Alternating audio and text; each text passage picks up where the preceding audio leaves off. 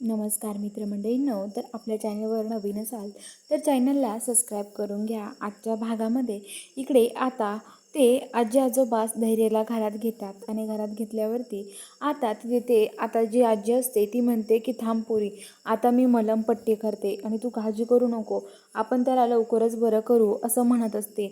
आणि आता तिथे ती आता जे असतात पाला पाचोळा सगळं गोळा करतात, त्याचं औषध बनवतात, धैर्याच्या डोक्यावर त्याच्यावर पट्ट्या ठेवतात आणि ते औषधं ती त्याच्यावर टाकतात. तर आता सावी म्हणते आजोबा माझे धैर्य बरे होईल ना लवकर.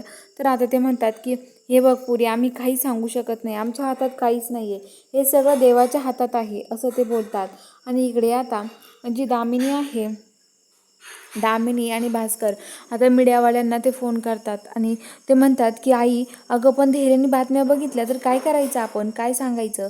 तर आता दामिनी म्हणते हे बघ, धैर्याने जरी बातम्या बघितल्या ना, आपण काय सांगायचं माहिती आहे का, हे बघ तू इथे नव्हता आणि तुला टेन्शन आलं असतं म्हणून आम्ही तुला फोन नाही केला म्हणायचं.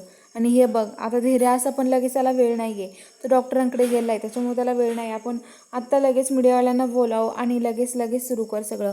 आणि आता मीडियावाल्यांना बोलवतात आणि तिला सुरुवात करतात त्यांच्या त्या कामासाठी.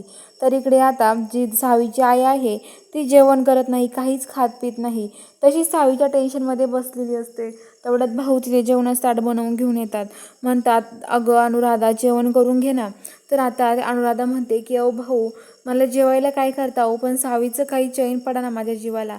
अहो सावी कशी असेल हो, माझी सावी मला भेटेलच नाही, काय करू मी माझ्या सावीचं असं म्हणत असतात. तर आता लगेच म्हणतात की काय सावी, अगं तू कशाला सावीचं टेन्शन घेते, आपली सावी तुला माहिती ना कशी आहे, होईल ती लवकर बरी, तू काळजी नको करू असं म्हणत असते. आणि आता ते बोलत असतात आणि ते म्हणत असतात की हे बघा, तिला समजावत असतात आणि बळजबरी जीव घालत असतात. तेवढ्या तिकडे टी व्हीवरती न्यूज येते दामिनीची आणि भास्करची त्यांची. तर टी व्ही चालू असताना ती न्यूज बघते, ती म्हणते की काय सावीचं काय झालं हे.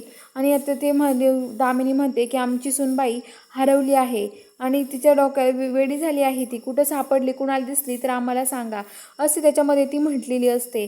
आणि हे सगळं आता भाऊ आणि सावीच्या आईन त्या बघतात, त्यांना आता खूप टेन्शन येतं. ते म्हणतात आता काय करायचं, ते खूप घाबरून जातात. आणि आता लगेच सगळेजण घाबरलेले असतात. तर आता लगेच दीपा म्हणते की भाऊ, तुमच्या या नातीमुळे वेड लागले आम्हाला, आता काय करायचं सांगा तुम्हीच, काय चाललंय नीचं काय माहिती, आता आम्ही काय ऐकून घेणार नाही आहे, भाऊंना त्यांना त्रास होईल असं ती बोलते. भाऊ खाली बसून घेतात. तर आता केतन त्यांना पाणी वगैरे देतो. तर इकडे आता दामिनी ते आता सगळीकडे फिरतात, मग सगळीकडे सापडत आहोत, कुठं आहे का सावी, सापडतच नाही. रात्री होते तरी ते वडापावच्या दुकानात जाऊन पुन्हा विचारतात सावी बघितलं का. आणि आता इकडं लगेच जे धैर्य ते आहेत, तर धैर्याला काहीच माहीत नसतं, धैर्य आता ते बेशुद्ध असतो. तर आता लगेच जी सावी आहे ती सावी आता म्हणत असते की आता काय करू मी. तर आता ते म्हणतात की पुरी, एक परीक्षा आहे, या नदीच्या काठातून पाणी आणायचं आणि ते देवाला घालायचं असतं.